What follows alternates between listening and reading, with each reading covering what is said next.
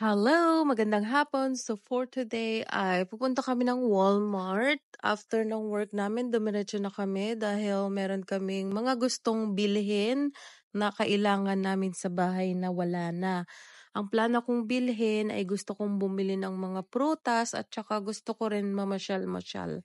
Kasi wala lang. Bet ko lang mamasyal. Tsaka magwaldas. Ay, wag ganun. Pero we'll see kung ano yung makikita ko dito sa loob ng Walmart. Usually, yung mga meron dito, makakabili ka ng mga Filipino food.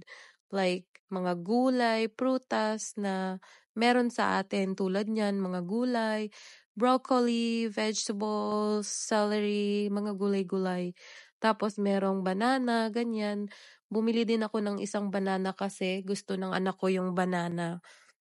Tapos, ikot-ikot lang ako, may nakita akong lemon, tsaka kumuha na din ako ng basket dahil nakalimutan kong magbitbit ng basket nang pumasok ako dito.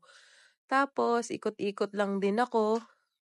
Nakita ko yung matanda dyan, tapos nakikitan siya sa camera ko, tuwang-tuwa siya. Tapos sabi ko, alis na ako kasi kailangan ko pang mamili ng iba. Ang bait-bait kaya ng mga tao dito. Kasi 'pag nakita ka nila i-smile sila, mag-hi sa'yo kahit di ka nila kilala. Dapat sana lahat ng tao gano'n, char.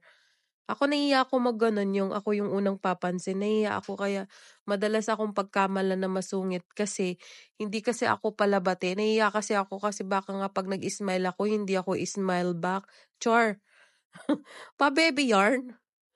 Tapos nagtingin-tingin ako ng sibuyas kasi sabi ng asawa ko wala na kaming sibuyas kaya kumuha ako ng isang sibuyas. Tapos namili na din ako ng avocado, pinili ko yan, pinisil-pisil ko kung hinog na ba siya, char. Tapos yun, naghanap ako ng mani. Feel ko masarap to kasi mix siya. Kaya let's try. Why not? Tapos nag-ikot-ikot din ako kasi naghanap ako ng coleslaw or ng potato. Yan kasi diyan na section, luto na, puwede mo nang kainin. Tas naghanap ako ng tinapay dahil gusto ko ng tinapay na may raisin. Pasensya na kayo sa voice ko kasi may allergy ako. Simula June pa lang 'to, hindi pa rin mawala-wala.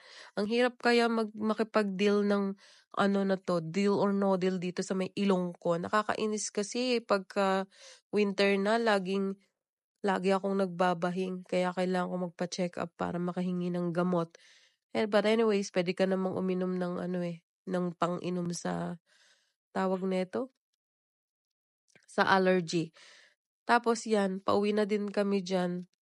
Naghanap-hanap na din kami ng iba pang ano, tapos pauwi na din kasi pagod galing trabaho kaya ayun, mabilisang grocery lang. Ilang items lang nga din yung akin. So, papakita ko din sa inyo kung paano magbayad dito. Ganyan lang. Scan-scan mo lang. Tapos, yan. Mabilis lang siya pag nandito na kayo. Magugulat ka na lang kahera ka na repacker ka pa. Char. Tapos, ganyan lang din magbayad dito. Sa phone mo, yung card mo. Pag iPhone siya, ganun. Tapos, resibo. Tapos, uwian na guys. Kasi kakapagod na, naka $16 lang ako diyan. Himala nga tawang-tawa ako kaya uwian na. Nag-i-e-bike lang kami pauwi kasi summer para makatipid naman kami. Sobrang mahal kayo ng bilihin dito. O siya, hanggang doon na lang. Hanggang sa muli. Bye!